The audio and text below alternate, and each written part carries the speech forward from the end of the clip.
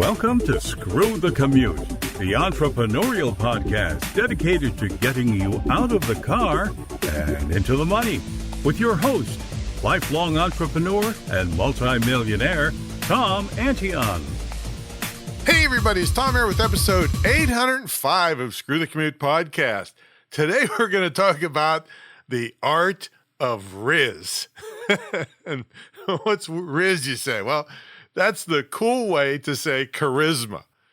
Now we're going to talk about how that can attract business to you and also your personal life a little bit, but how you can increase your charisma. All right, hope you didn't miss episode 804. That was maximize your income from speaking engagements. The live webinar is over, but you can listen to the replay at screwthecommute.com/max replay. And you will thank me for it because it's a PhD in insider secrets of making more money at any time you speak. All right, make sure you pick up a copy of our automation ebook at screwthecommute.com/automate free.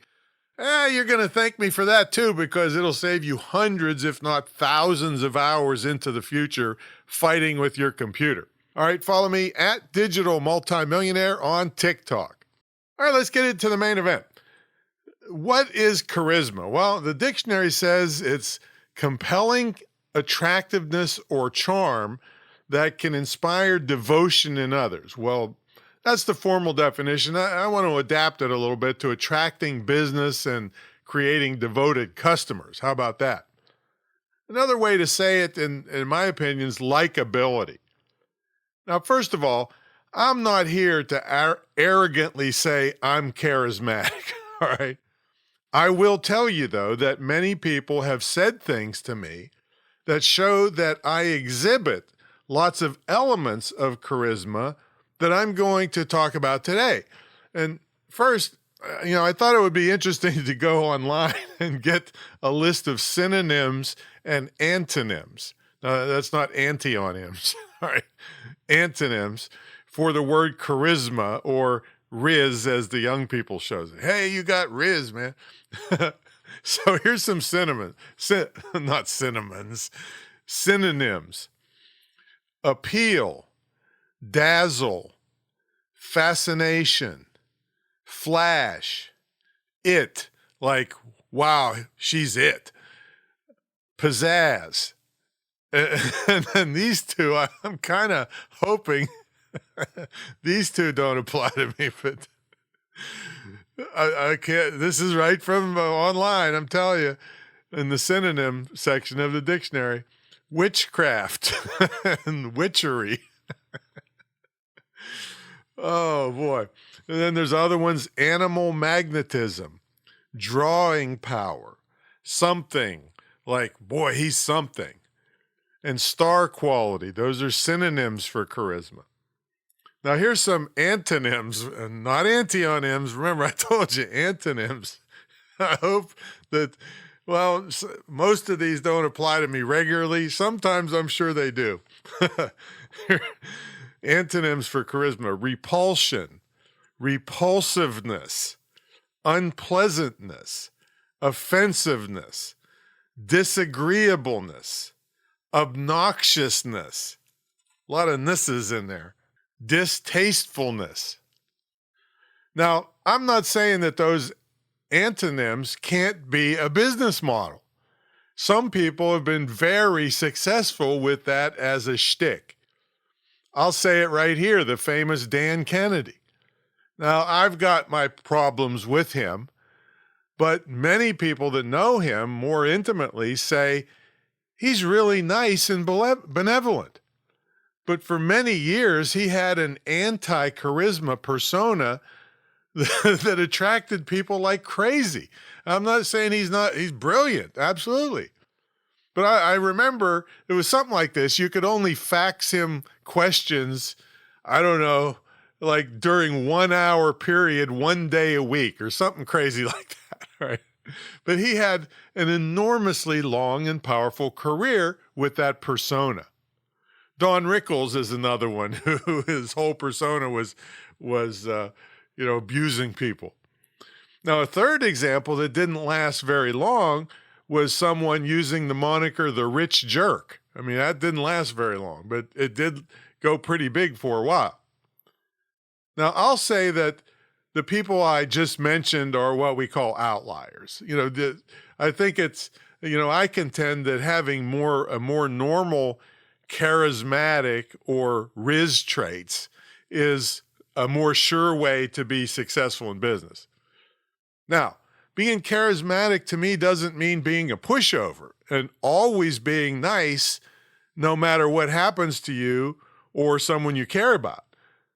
Now, with that in mind, I'm going to take credit right here, right now on this episode for coining a term called Rizz Range.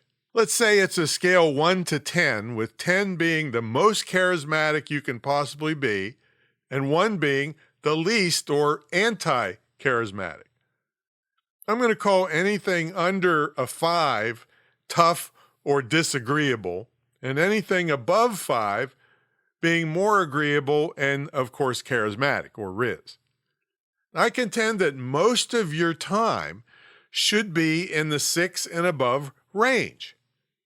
From my research, traits associated with charisma are being likable, easy to talk to, approachable, making good first impressions, being authentic, having the ability to make small talk, and one I really like is reading social cues gracefully.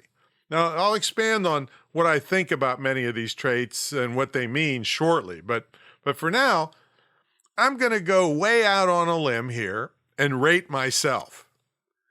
I'd say that most of the time, I'm in the 8+ range.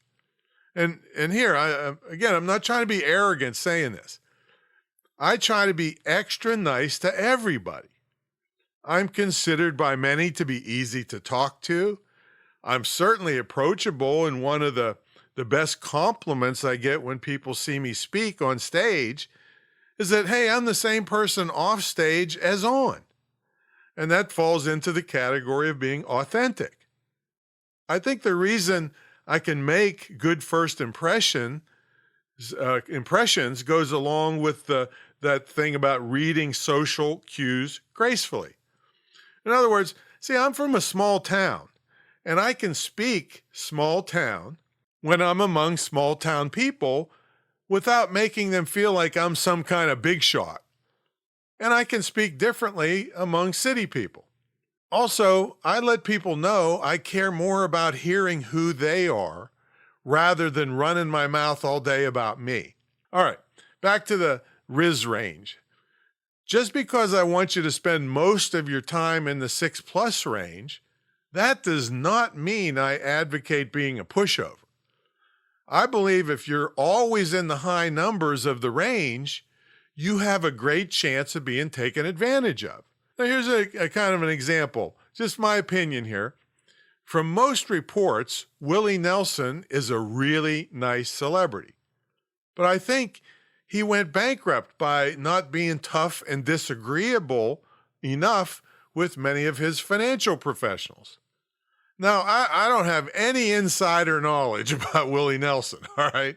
This is just my impression from what I read and heard about in the media. But nevertheless, he did have those financial problems, and in my mind would have every right to be damn disagreeable and go to 1 on the Rizz range with these people. Now, even though I make every effort to stay high on the Rizz range, all right, just last week, I had some fake Christian through email tell me I needed to grow up, was uneducated, sounded stupid, and nobody likes me. I think he has some worthless fake PhD, calls himself a doctor. And he went to Christian school, all right, brags about that. Now, even though I know better than to waste time on worthless trolls like that, I responded, and let's say it was well below the midline of the Rizz scale.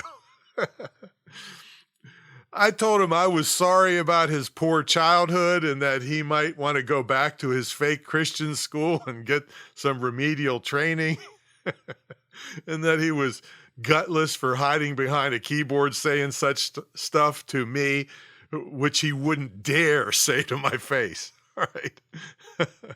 Now, was that a waste of time? Well, yeah, it was. I know better. But it sure felt good shutting him up. and, and other than getting a rise out of me, he saw that I'm not a pushover. And every chance I get, I'll trash him and his real business in every legal way possible. Now, here's the thing, folks. Do you see how him running his mouth on the bottom of the Rizz range is going to hurt his business in the long run? He developed a permanent, powerful enemy where he could have easily said something like this: Tom, I'm wondering why you used the subject line you did, which could be offensive to some people. Would you mind having a conversation about it?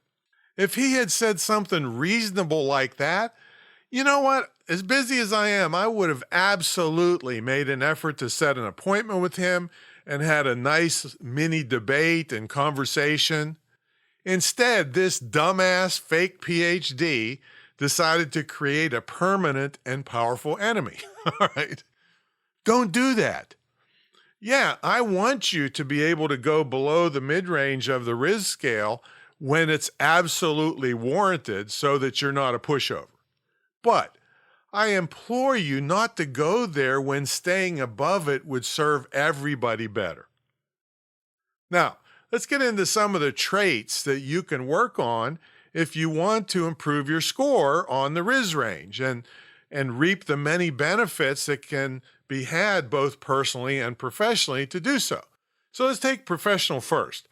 Now, the buzz phrase here is charismatic leadership. And I got this list of stuff, or some of this stuff from the Vantage Circle blog, and I'm putting a link to it in the show notes for it. And these are some of the pros and cons that they gave as for characteristics, if you have characteristic leadership traits. The pros: charismatic leaders motivate and inspire the workforce. They encourage the importance of camaraderie, collaboration, and teamwork. Part of it is they have good listening skills, and in other words, employee queries do not go unheard, and they create a sense of positive change. Those are the pros of being a charismatic leader in your business. Now, that's what they said. I'll throw in, the fact you'll make more money and people will like you and do more business with you and refer you and all kinds of good stuff. All right, but here's some cons they warned about. Charismatic leaders might display narcissism and shift the focus from their people to themselves. Now, this can be a benefit sometime. A lot of people would say that Trump was narcissistic. But sometimes, this is my take on that, sometimes having a narcissist on your side is good. All right, this is very commonsensical, which is what I preach, because they don't want to be wrong so bad, they'll work day and night to do the stuff that they're doing on your behalf in the country, see? So that's why he gets 2 hours of sleep or something a day, because he doesn't want to be wrong and be held accountable for being wrong, so he kills himself to be right. Not like, Biden, who's sleeping all day long, can't even see straight, all right? And that's not political comment. This is just about sometimes it's good to be a narcissist, but if they're working for you, if they're against you, now that's really bad. My friend Roberta Shaler talks all about how the bad sides of narcissism and how it can hurt you. Totally agree with that. All right. But anyway, they also say that the leaders might become totally self-serving, and your efforts in this arena may be viewed as shallow and disingenuous. So what I take from this is that you really must want to be a better leader and not just do it for selfish reasons, because it's going to show. It's going to show. There's no doubt about it. Your people that do business with you aren't stupid, right? They're going to see that you're just doing it for selfish reasons. So you really need to genuinely want to improve yourself. So in this article, they encourage you to work on communication skills, humility, maturity, and character, which to me means no whining about things when they go wrong and being dependable and fair with people. They say you should have substance, which means when you open your mouth, you actually have something important to say, unlike many politicians and corporate leaders who just spew bullshit and say nothing every time they speak. Or you see all these congressional hearings. Well, because of the investigation, we can't say why we totally fucked up and are screwing you over. We can't say that out loud, even though you know it. So substance. Confidence. Now, this is a tough one, especially if you know you are in your position because of nepotism or quotas or for whatever, say. But the more confidence you have, it shows. Body language. These are things like eye contact with people, openness, the way you shake hands, those kinds of things. Good listening skills. Now, these can be learned if you can get your ego out of it, where everything has to be about you. See, I contend you will find that a lot more things can be about you if you show care for other people rather than just yourself. I mean, you get the benefits of opening up and caring about other people. So even if that's your only purpose, it works. But if you just do it for yourself, it's going to show. And I'll add one of my own that's not in the article is through your charm and persuasiveness, you're motivating others to be the best they can be. Now, I know this podcast is about entrepreneurship, right? But let's take a look at some more personal benefits of charisma, which I would contend that when you're happy at home, it does help your business, but that's another story. Now, I was reading an article on the site Medium called The 7 Incredible Traits of Powerfully Charismatic Couples.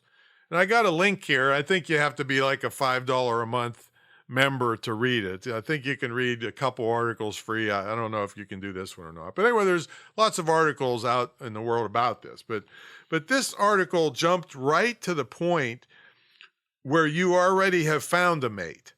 Now, I would say that being charismatic will give you a lot more choices to find an incredible mate. But anyway, it jumps in after you've got a mate. So let's see what they have to say about charismatic couples. Now, in this article, the author said, and I quote, "Powerfully charismatic couples know that communication is about understanding your partner's point of view, offering support, and letting your partner know you are their number one fan." And they went on to say that for many people, their relationship takes a major hit when one of them gets angry.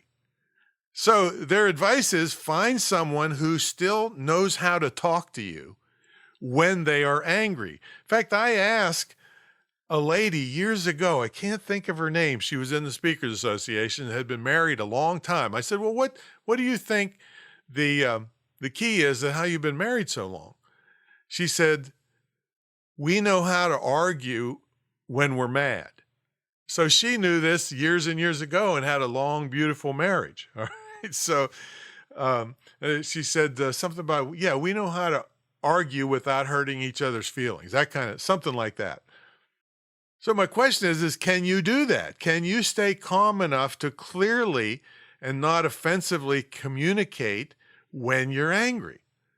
Many people just want to blame the other person rather than look internally to see if they themselves are making the situation better or worse with how they communicate. Now, other things the article went into were knowing when to let things go. Okay. And I know I get really frustrated when I'm waiting around for my significant other to go somewhere. All right. I'm notoriously early. If you're not early, you're late. And I can't stand being late or taking forever to do something that would have been already done had I just jumped in the car, went and did it, and came home. All right. But here's the thing. I gave up long ago making a stink about this. I mean, I still have to make comments when there is an absolute deadline. Like if supposed to get on an airplane, that plane is not going to wait if we're done, doing our hair or makeup. All right, it's leaving without us. But I quit making a stink about this. But when I weigh all the good things with this person, it's just not worth an argument. In other words, I let it go and I go watch YouTube videos to pass the time, or I work on my quad, motorcycle, anything so that I get my mind off of it because it irks me so bad. All right. But I'm not going to cause any big fights about it unless there is some absolute deadline that's going to screw us all over. All right. And in that case, I usually just lie about the time we have to leave by a couple hours. And then that way I got myself some leeway. Don't quote me on that. Now, the next thing they recommended was encouraging the growth and development of your partner. Many people feel this could be a risky one and may contribute to the already horrendous divorce rates, all right?